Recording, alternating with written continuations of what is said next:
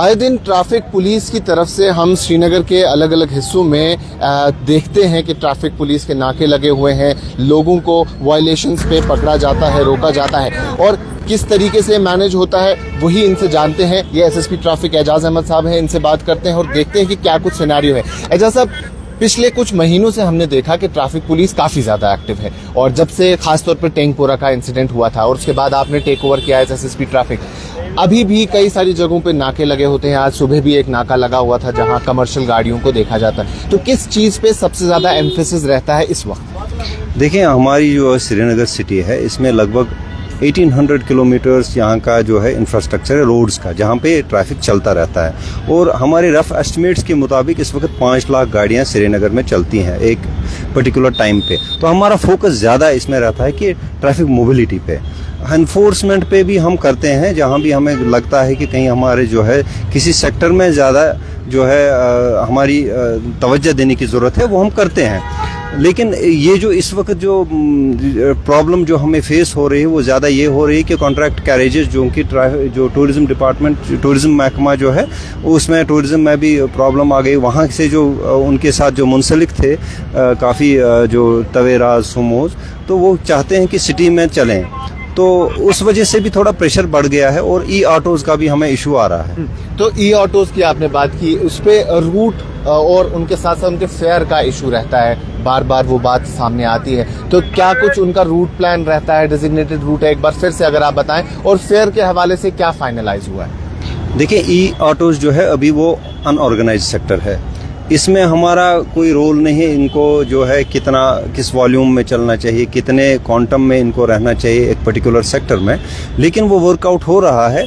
असल में जो है ई ऑटोज़ और ई मोबिलिटी जो है ना, ख़ास तौर पर जो इस तरह जो छोटे व्हीकल्स हैं जिनमें कैपेसिटी कम है और उनकी स्पीड भी ज़्यादा नहीं है, उनको लास्ट माइल कनेक्टिविटी के तौर पर हम इस्तेमाल करेंगे। वो है भी, कॉन्सेप्ट भी यही है कि लास्ट माइल कनेक्टिविटी के लिए ई मोबिलिटी जो होनी चाहिए। तो उस ज़मीन में जो है इसमें हमें जोनिंग और सेक्टर हम बनाएंगे आइंदा दिनों में, उसमें हम इनको डालेंगे, क्योंकि इस वक्त जो है हम इनको अलाउ कर रहे हैं ख़ास तौर पर एमए रोड पे और जो रेजिडेंसी रोड पे वो चलते हैं और आगे जाके वो डाउनटाउन में भी काफ़ी सारे हो गए हैं, क्योंकि बेरोज़गारी भी बहुत है, तो इसलिए ये ऑटोज़ काफ़ी आ गए हैं, इनका जो है वॉल्यूम बहुत बढ़ गया। एजाज साहब, एक और चीज़ जानना चाहूँगा, जब ये पूरा प्रोसेस खास तौर पे शुरू हुआ, इससे पहले भी ट्रैफिक पुलिस काम करती थी, लेकिन उसके बाद जब हाइपर एक्टिव मोड में आई तो सबसे ज़्यादा फोकस माइनर ड्राइविंग पे था कि क्या माइनर्स ड्राइव कर रहे हैं, विदाउट लाइसेंस ड्राइव कर रहे हैं, और अभी भी टू व्हीलर्स को वक्तन फवक्तन हम देखते हैं कि उनको पकड़ा जाता है, देखा जाता है, डॉक्यूमेंट्स चेक किए जाते हैं। तो जो लाइसेंसिंग का प्रोसेस है, क्या अभी भी वो उसी तरीके से चल रहा है, उसी पेस पे चल रहा है? देखें, ये हमें सोसाइटल लेवल पे चेंज होने की ज़रूरत है, हसास होने की ज़रूरत है। हमारे बच्चे जो हैं उनको हमें समझना है कि अगर इन्होंने मोटरसाइकिल घर से निकाला, उनके पास लाइसेंस है, पेरेंट्स की रिस्पॉन्सिबिलिटी बनती है। उन्होंने हेलमेट पहना, ये पेरेंट्स की रिस्पॉन्सिबिलिटी रहती है। हमें सेंसिटाइज होना पड़ेगा एज ए सोसाइटी, तब जाके ये ठीक होगा। हम तो सिर्फ एनफोर्समेंट कर सकते हैं।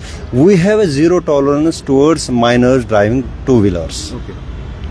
बाकी हम जहाँ भी हमें कहीं मिलता है माइनर्स, वी गेट देम और उनको हम काउंसलिंग भी करते हैं, उनको पेरेंट्स को भी जो है उनको भी समझाते हैं।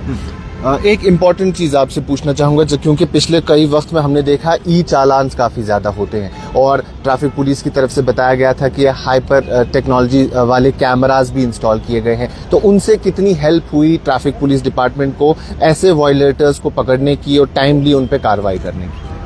जिसकी आप बात कर रहे हैं that is integrated traffic management system, वो हाँ ITMS तो अभी चल पड़ा था, उसका हमने ट्रायल किया था, लेकिन उसमें कुछ इश्यूज आ गए, सर्किटरी के इश्यूज आ गए, फिर पावर सप्लाई के इश्यूज आ गए, तो थोड़ा बहुत उसमें अभी टेक ऑफ होने में थोड़ा टाइम लगेगा।